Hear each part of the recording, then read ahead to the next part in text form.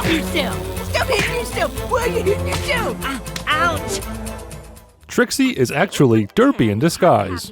Starlight spends the next couple of minutes telling Trixie what she already knows, just in case a third-party observer is trying to catch up. Yeah, I know.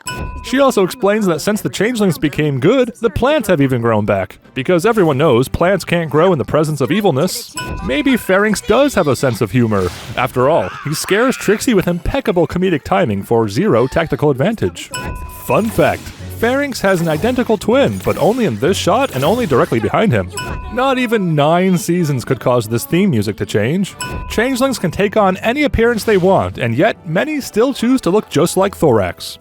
So you could deal with all the renegade changelings who didn't want to change. I was able to convince all of them to change, except one of them. Renegade changelings who didn't want to change sounds like one of the coolest episodes we could have gotten this season, so naturally it all happened off screen. I looked better with holes.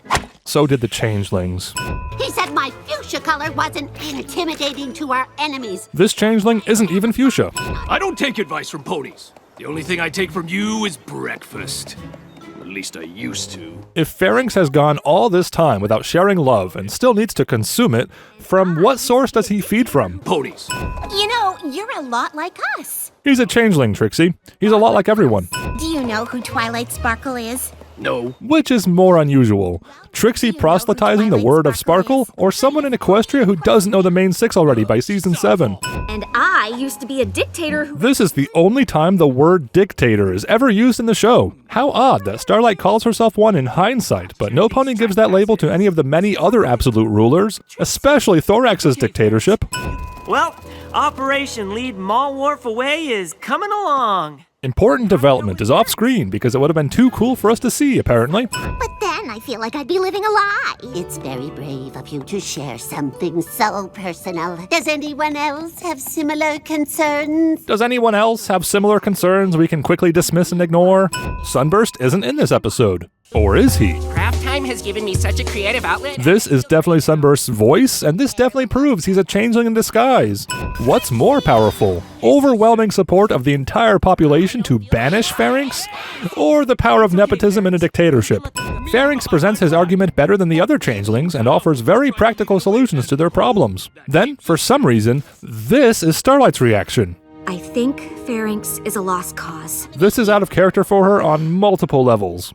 Of course, it's very in character for Trixie to use changeling racial slurs. Bad bug. Starlight and Trixie have this big long discussion about recommending Thorax banish his brother, and we get this dramatic scene where they approach him with the suggestion. However, all of this is less than a minute after every other changeling demands his banishment to Thorax's face. It's like Starlight and Trixie started reading from a different version of the script where this recommendation was going to be a new concept for him to ponder, and not the easiest, most obvious thing.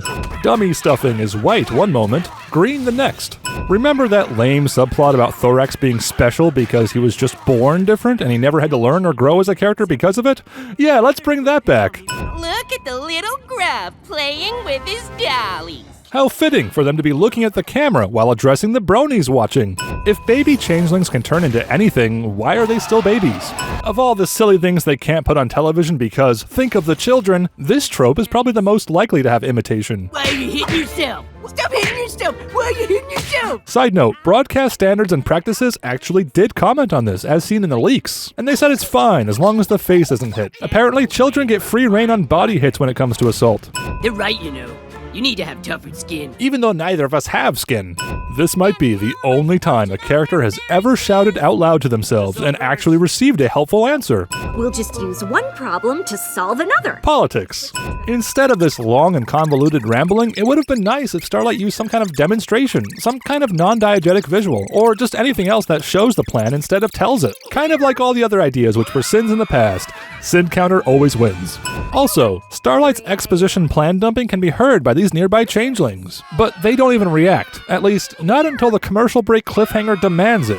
One of the changelings said Pharynx left the hive for good. Citation needed, Trixie. Of course, one of the most pivotal plot points of the episode happens off-screen. It also would have simply been too cool for us to see.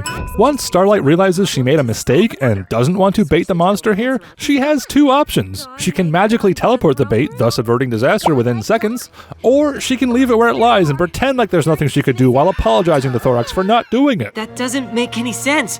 Obvious joke about an epic speech not paying off is not only obvious from the start, but also awkwardly has its punchline off-screen, because it's also in the long list of moments that would have been too cool for us to see.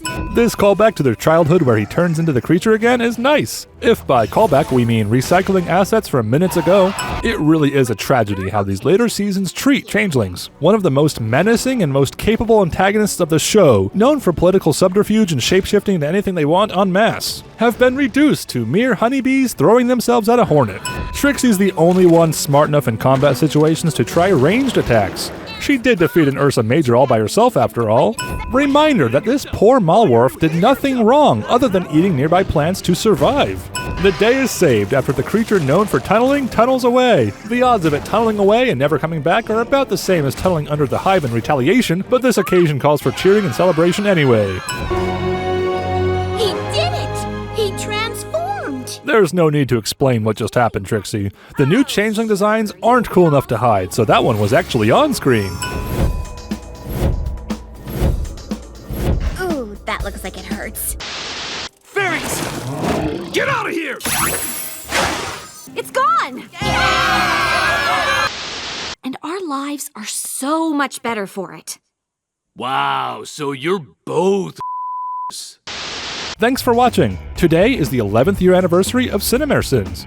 I never made any promises about doing videos for the entire show, but here's hoping I'll see you in 5 years for the finale, or perhaps a lot sooner at the next one.